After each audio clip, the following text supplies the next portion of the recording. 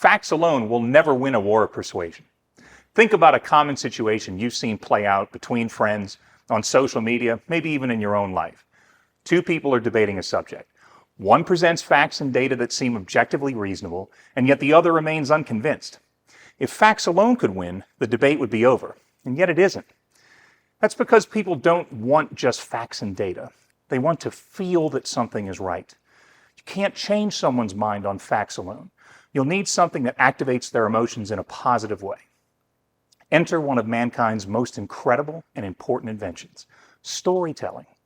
A story uses emotion to capture the attention and feelings of the audience, and then relays a set of facts which the audience will be receptive to hear because they're engaged.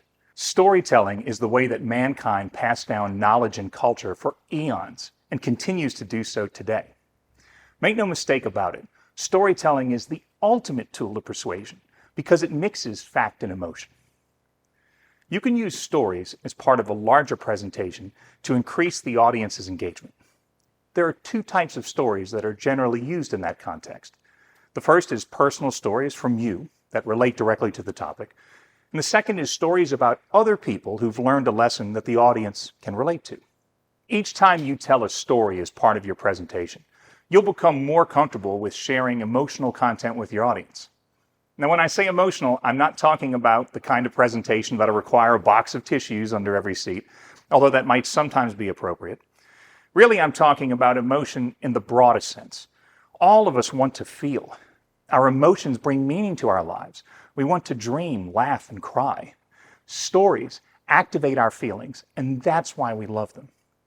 A good story must be filled with rich detail. When you tell the story, you must take the audience on a journey. Make the story descriptive and full of imagery that'll help the audience imagine that they're right there with you. So don't just drop into presentation mode the next time you give a presentation. Tell your audience a story. There's a great example of the value of story in a research project that was published on the internet at a website called significantobjects.com. The clever folks behind that website engineered a social experiment that proved that storytelling is absolutely, positively creating measurable value. And in that case, I mean measurable in terms of dollars and cents. The site was conceived by two gentlemen named Rob Walker and Joshua Glenn. Rob and Joshua are journalists who also do some public speaking, by the way. They were curious about what would happen when a talented creative writer invents a story about an object.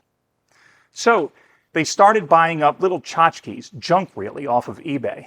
Then they hired writers to write a story that was then used as the description of the object when it was relisted for sale on eBay. Now, Rob and Joshua knew that their experiment wouldn't be fair if it was just a trick. So care was taken to ensure that any potential buyers weren't tricked. The goal wasn't to make up a lie about the object. Rather, it was to make up a story that provided context to the object. So, for each story, the author's byline was clearly displayed so that there was no confusion about the story associated with the object. It was most certainly fictional. The items were listed on eBay and free to bid on. There was no suggested price. All in, Rob and Joshua bought about $128 worth of junk from eBay. When those same items were relisted with creative stories in their description, they collectively sold for $3,612. The stories increased the average value of the objects by 36 times. Now that's the value of story in action. Dale Carnegie said, "The truthful inside story of almost any man's life, if told modestly and without offending egotism, is most entertaining. It is almost surefire speech material."